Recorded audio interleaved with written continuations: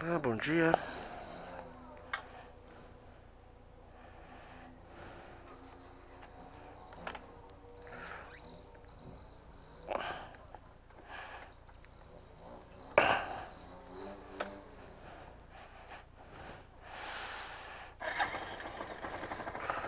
Pronto para mais uma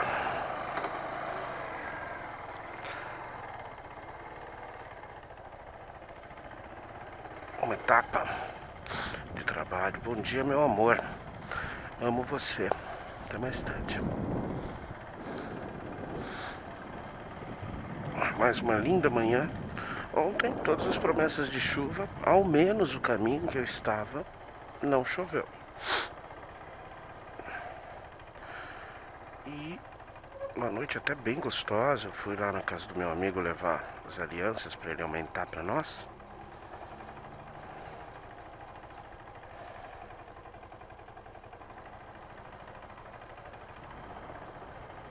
E a noite estava quente. E essa noite eu dormi bastante, dormi bem. Fui deitar antes das 10, das 11, aliás. E Toquinho capotou e eu capotei um pouco depois.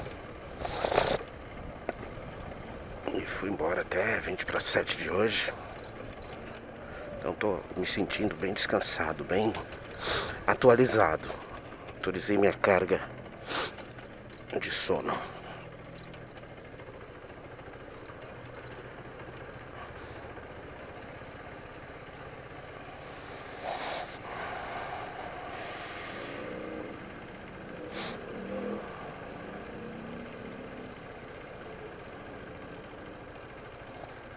Tenho 2 papeizinhos aqui com os assuntos, mas eu acho que dá para dar uma aliviada, porque todos eles vão pro mesmo lado, né? E vocês sabem qual é. Então, já sou enfadonho normalmente, né? Então, vou continuar a minha retrospectiva aqui do Corinthians. Mas antes eu preciso... É assim, aquele tipo de assunto que seria cômico não fosse trágico, né? 2017, cara. E a Dove continua. Qual o problema desses caras? Qual o problema do setor de marketing dessa empresa? Eles vivem afirmando que estão realçando a diversidade étnica, mas, mano, um comercial, aonde uma mulher negra tira a camisa e quando ela tira a camisa depois do Dove, aparece uma mulher branca. Ou seja, fica limpinha.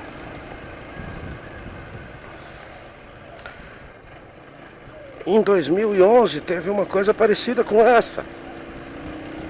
Antes e depois, uma mulher negra, uma mulher parda e uma mulher branca.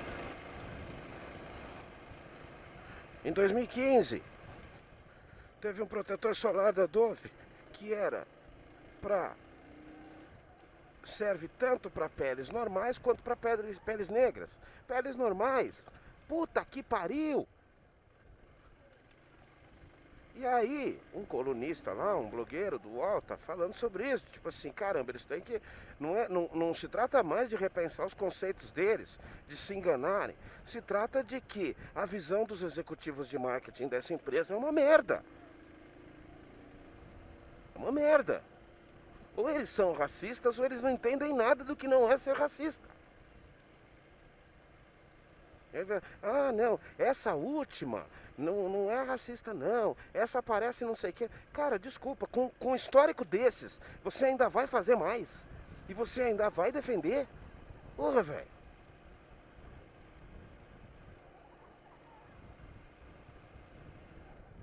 Minha nossa, Dove.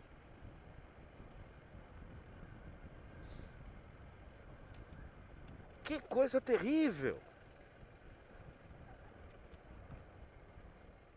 Sabe o que eu acho? Eu acho que assim, há até uma mínima, depois do histórico de vocês, há uma mínima chance de que não houve nenhuma intenção. Realmente. Mas dá para vocês, assim, entenderem que no mundo do marketing, da propaganda ou do público, se você tem uma pequena chance de ser mal entendido, de ser mal interpretado, não faça. Leve-a em consideração e mude. E elimine essa chance de ser mal interpretado.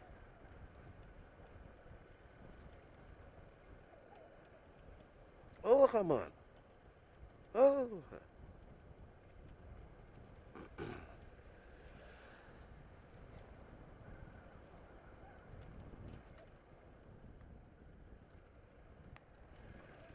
Sabe, isso é uma questão polêmica pra caramba, sobre a mídia e as pessoas negras.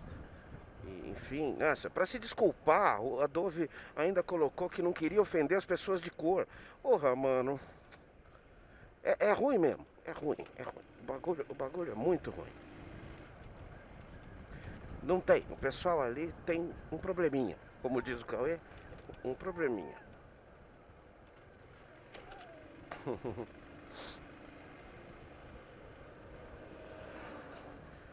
Sabe, existe uma grande discussão sobre, não tem galãs negros, não tem heroína das histórias, mocinhas negras.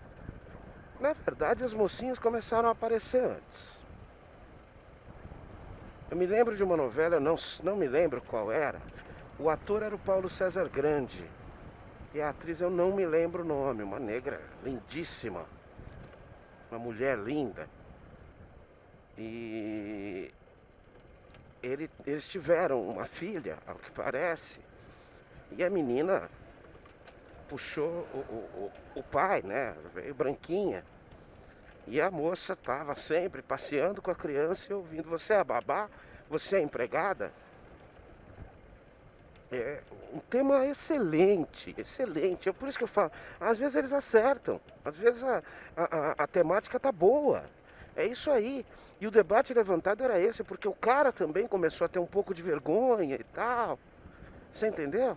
Então essa coisa de que assim, pegar a mulata gostosona é legal. Ter um filho negro não é legal. Você entendeu? E aí depois, porque na verdade as dúvidas dele eram na gravidez dela, alguma coisa assim. Depois a criança nasceu, eles se separaram, e a criança nasceu branquinha. Você pensa que isso não existe? Então eu falo pra você que em 2014, a minha queridíssima esposa foi abordada dessa forma algumas vezes no condomínio, por exemplo. Cauê branquinho, ele puxou mais a mim. Ele tá ficando um pouco mais moreninho agora, mas nada perto de confusão com o negro em si. A Gláucia já é as características todas de uma negra. E ela passeando com ele, tem que ouvir isso. Tipo assim, na verdade é um disfarce, né? Na verdade é assim, o que me irrita é esse preconceito disfarçado, é esse medo de se revelar. Nossa, ele é tão branquinho. Tipo assim, é seu filho. Calma, tio. Calma, tio. Sabe? São as investidas invertidas, né?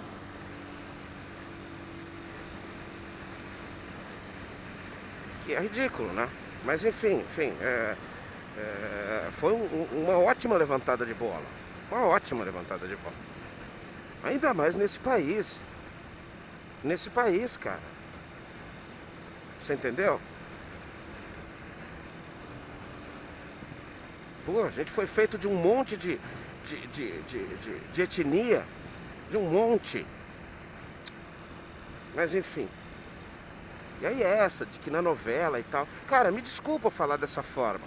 Mas se você colocasse um mocinho e uma mocinha negros há 30 anos atrás numa novela, você ia ter gozação. Você ia ter manifestação de racismo. Sabe por quê? Porque não retrata a realidade. Mocinho é bem sucedido. é rico. Certo, aí você me passou. Ué. Então tá.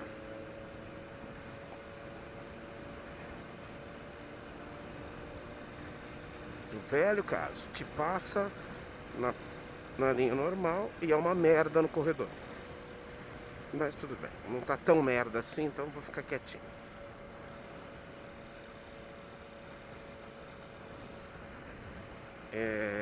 Eu acho que não precisa ter hipocrisia, eu acho que não precisa ter fingimento. O que me irrita é o fingir não existir. Fingir não existir.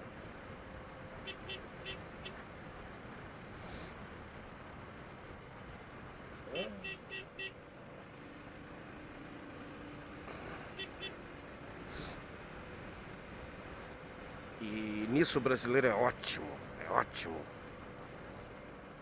Já falei sobre isso. O preconceito do brasileiro, ele não é racial. Não é racial. Muito pouca, é desconsiderável a camada que considera a inferioridade, ou mesmo que inconscientemente, tá? A inferioridade por questão da etnia. Ah, os negros são mais burros, são mais isso. Não, que o negro é mais cheiro isso e tal. Você entendeu? É muito pouco. O preconceito nosso é o pior, porque ele é social. Eu te explico por que ele é social. Muito rapidamente, já falei sobre isso. Porque o negro rico, porque o jogador de futebol rico, ele não é barrado em lugar nenhum. Nenhum. Ele é reconhecido, ele não paga o almoço, ele não paga o jantar, churrascaria, cinema, motel. E sai dando autógrafo, e é um ídolo, e tá tudo certo. O que me irrita muitas vezes é o negro que não se considera negro. Mas deixa isso pra lá.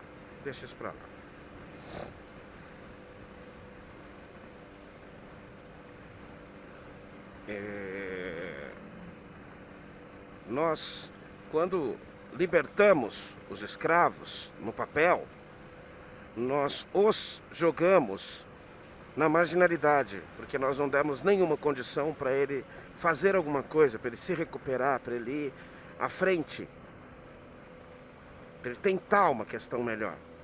Então seria natural que durante séculos eles representassem a grande maioria da camada pobre da população. Tá? Isso não é uma coincidência. Você associa o negro ao pobre, ao favelado. E não por uma questão de que o negro é feio. Não é não. Tá? Você sabe que não é isso.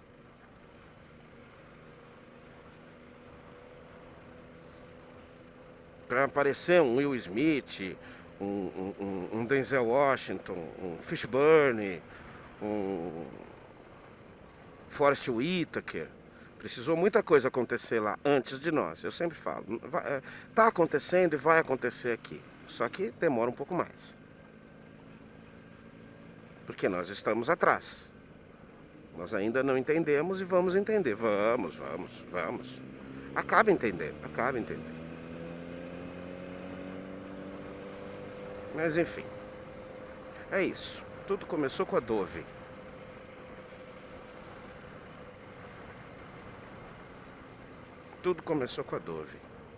As desculpas já acabaram, dona Dove. Não tem mais o que se falar. Não tem mais o que se pensar. É você resolver sua postura, por favor. Por favor. Se isso é uma estratégia de marketing, você está conseguindo. De tempos em tempos você consegue se colocar em evidência, mas é por um assunto bem bosta, né? Por uma atitude bem merda da sua parte, né? Vai se irritar. Mas enfim. Vamos lá, vamos falar de Corinthians. Vamos falar de povo. Vamos falar de raça. Eu tava até até o rebaixamento, né? Veio a merda das merdas, que não só eticamente a associação do Corinthians com dinheiro sujo de guerras, de assassinatos, de terrorismo, do separatismo e da corrupção russa, da corrupção da União Soviética.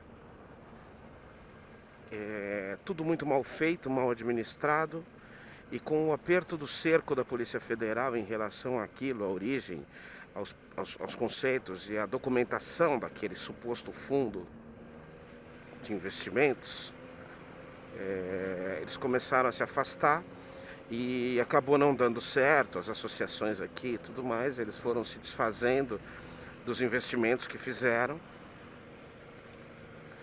E a grande maioria daqueles jogadores, o primeiro a sair foi o Tevez, no ano seguinte, em 96, um pouquinho depois da eliminação na Libertadores, já começou a decair. Em 2006 foi aquele ano morno de coisa de 10º lugar, quinto para baixo, coisa que ainda tinha frutos do primeiro turno, que tinha sido bem administrado na questão dos pontos, ainda com vários dos reforços. É que assim, agora falando no conceito só de futebol, sem nada mais,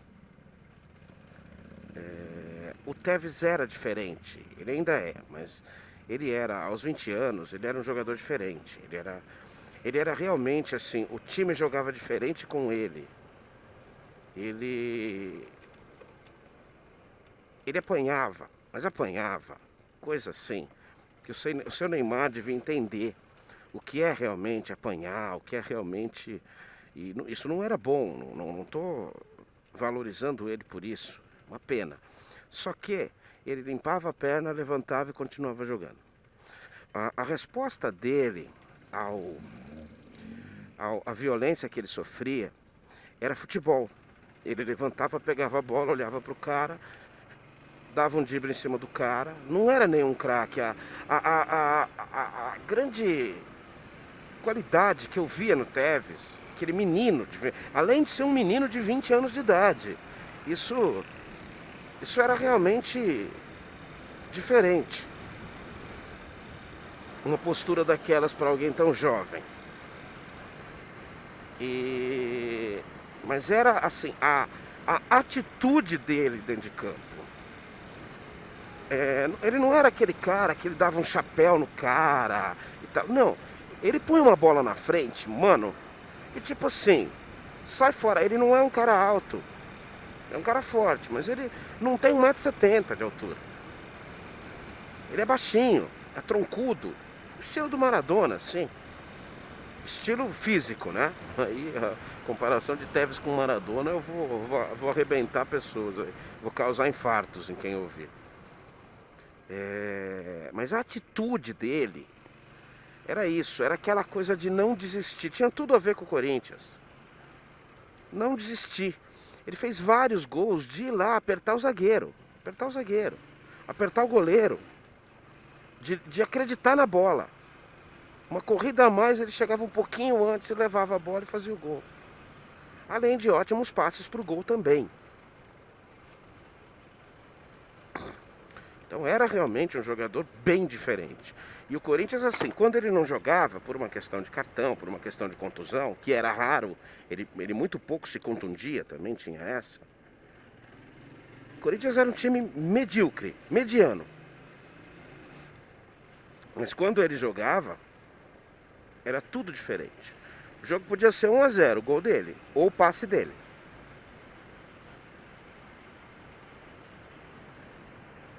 Folgadinho e tal. Não em campo, assim, o que eu falo, em campo ele não era esse cara que ficava batendo boca. Ele tipo olhava pro juiz e fazia assim, pô, você não vê? De novo. Então, mas internamente ele não era um grande agregador de grupo. Mas também era aquela coisa, o pessoal falava, era um moleque. E era um moleque diferenciado mesmo.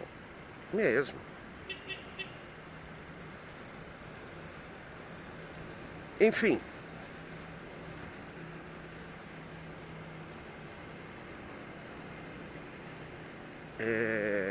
com a saída desses caras caros, que aí foi embora Roger, foi embora Carlos Alberto, foi embora Tevez, Mascherano, Sebastião Domingues. Sebastião Domingues não era titular. Não era titular. O cara parecia um gentleman. Um cara bonitão, né? Mulherada suspirava pelo cara, o zagueiro do Corinthians. Tanto que o Tite era técnico, olha só, hein? O Tite era técnico, foi demitido no Campeonato Paulista. Porque o seu Kia, que era aquele suposto intermediador de negociações, ele exigia que os jogadores que eles trouxeram fossem escalados.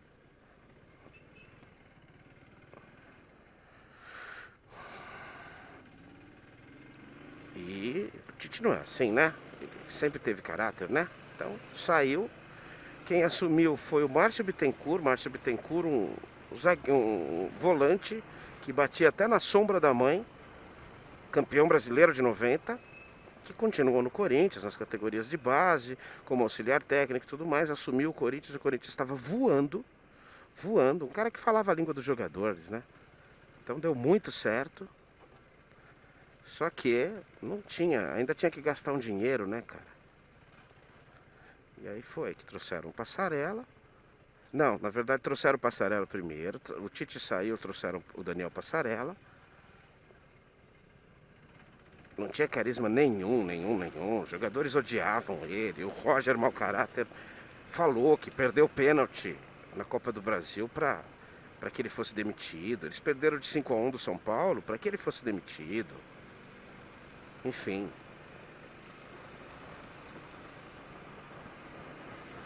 Diz a lenda que o Corinthians ainda deve dinheiro a ele.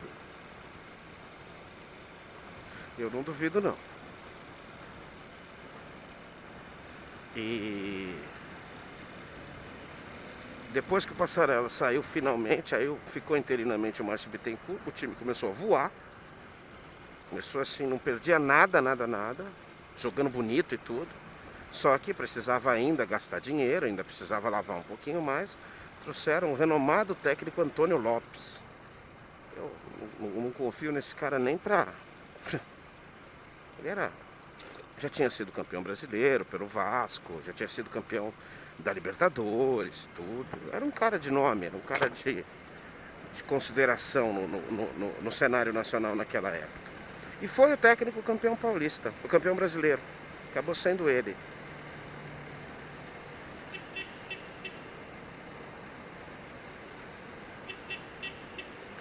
E chegou 2008, 2007, toda pagando, né, pelos erros, corretamente, já sem o dinheiro, e tudo aquilo se desabando e se concretizou no último jogo.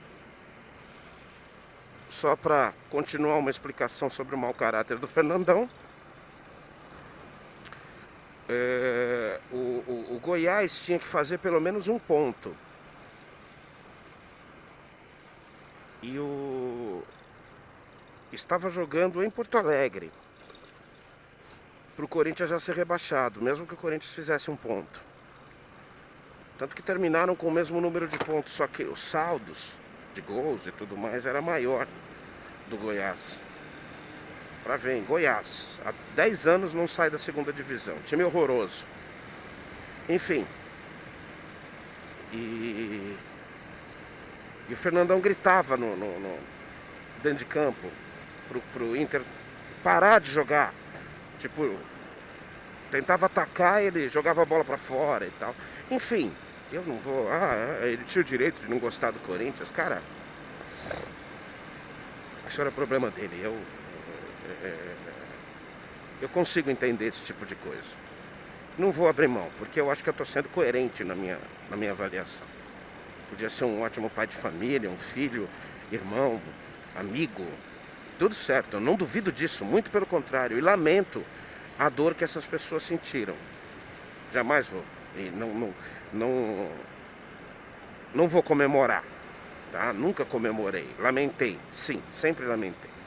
Mas não vira santo, gente. Mas não vira santo, tá? Importante que a gente saiba disso. Não morre e vira santo e perde os defeitos. Não precisa ficar levantando os defeitos toda hora, mas nunca é demais lembrar, tá? Enfim. E aí foi rebaixado, precisava. Foi, na minha opinião, a melhor coisa que podia ter acontecido com o Corinthians.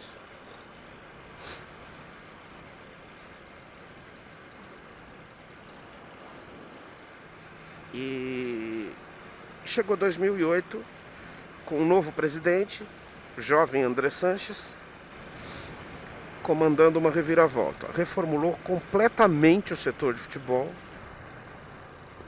Trouxe o Mano Menezes. Trouxe assim, em dezembro, trouxe o cara. Antes de acabar a temporada, de acabar o ano letivo, né? O ano produtivo do futebol brasileiro. Trouxe, o cara sentou, começou a reavaliar, repensou, fez lista, trouxe zagueiro, trouxe meio campo, trouxe atacante, foi na base, trouxe atacante, trouxe meio campo, montou um time que fez um ótimo papel no Paulista, tem que lembrar, mas não lembro exatamente quem foi campeão aquele ano, vou dar uma olhada nisso, em 2008, mas como primeiro trabalho foi vice-campeão da Copa do Brasil por um detalhe, tá? Por um detalhe.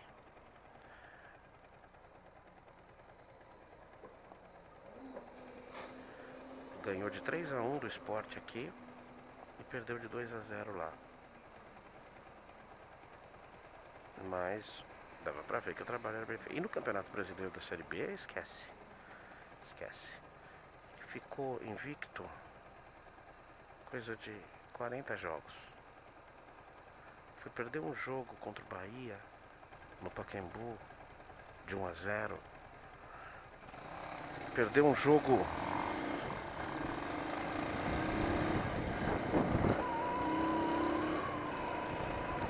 quase no meio do segundo turno. E depois perdeu os 2 últimos jogos porque já tinha sido campeão, acho que ele foi campeão coisa de 6 rodadas antes de acabar o campeonato. Não, ele garantiu o retorno à Série A umas 6 rodadas. Foi campeão efetivamente umas 4 rodadas, que ninguém já podia pegar. Então assim, aquele time jogava fácil. Foi assim, aquele exemplo mesmo. Era um ótimo time mesmo, um time de defesa fortíssima. E aí 2008 acabou, de volta à elite, chegou 2009. E aí 2009 começava com uma novidade impressionante. Ronaldo Fenômeno. Incrível, o cara assinou com o Corinthians. Fora de forma. Mas o Ronaldo é um ícone mundial, ele continua sendo, depois que parou e tudo mais. A história do Ronaldo vale um capítulo à parte, né? O Ronaldo rescindiu lá na Europa, depois das contusões e tudo mais. Treinou no Flamengo durante um bom tempo, uns meses lá, para ir recuperando forma física. E ele costuma dizer, né? Ele gerou um ódio mortal dos torcedores do Flamengo. Ele gerou assim, o torcedor do Flamengo continua tendo ódio dele. Ele sempre se declarou flamenguista, sempre disse isso, ele é carioca. E ele conta isso. Eu particularmente não sou um grande fã da palavra dele, porque eticamente não é um cara que me agrada. Mas o futebol tem que se falar. Ele é um dos melhores de todos os tempos. Ronaldo Fenômeno é um dos melhores de todos os tempos. Isso ninguém vai apagar. Ele é admirado por jogadores jovens hoje do mundo todo e sempre foi. Jogadores que jogam hoje assistiram ele na televisão babando. O cara jogou no Barcelona, no Real Madrid, jogou na Inter de Milão, jogou no Milan. Foi pentacampeão do mundo.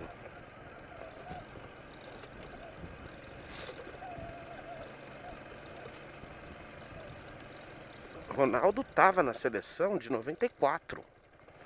Ele foi chamado porque ele era um cara que todo mundo sabia que ele era diferente. Ele tinha 16 anos de idade. Ele foi chamado para compor o elenco, para já entender, já ir entrando naquele clima. Com 16 anos ele foi embora. Com 17 ele jogava no PSG da Holanda. No PSG da Holanda, num dos maiores times da Holanda. Esqueci o nome. PSG é da França, né?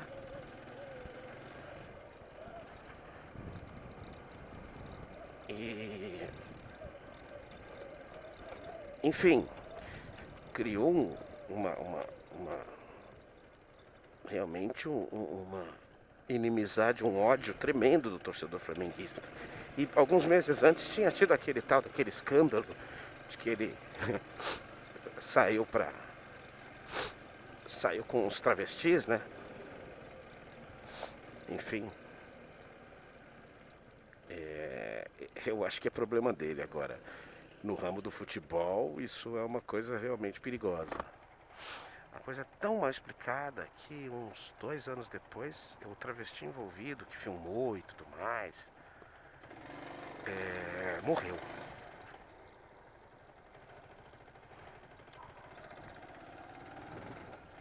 Aquele travesti morreu, pra você ter uma ideia. Menina bonita, bonita. Pode ter confundido. Vai ter dado vontade de conhecer o novo. Isso é problema dele, isso é problema dele. Não tô nem aí com a vida pessoal dele. Já falei sobre isso, as escolhas pessoais dele.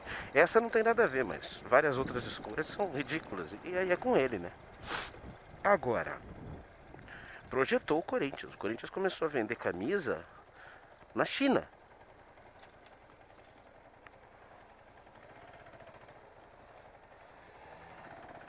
Nossa senhora.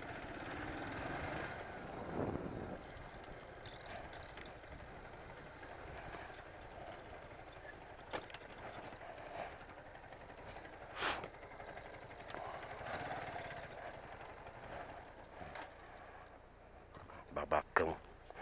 Ganhou um espação, né? Não dando passagem pra mim. Esse é o nosso país. Bom, depois eu continuo essa narração com a chegada do Ronaldo. Muita coisa mudou no Corinthians. Um abraço, gente. Boa terça-feira. Até mais.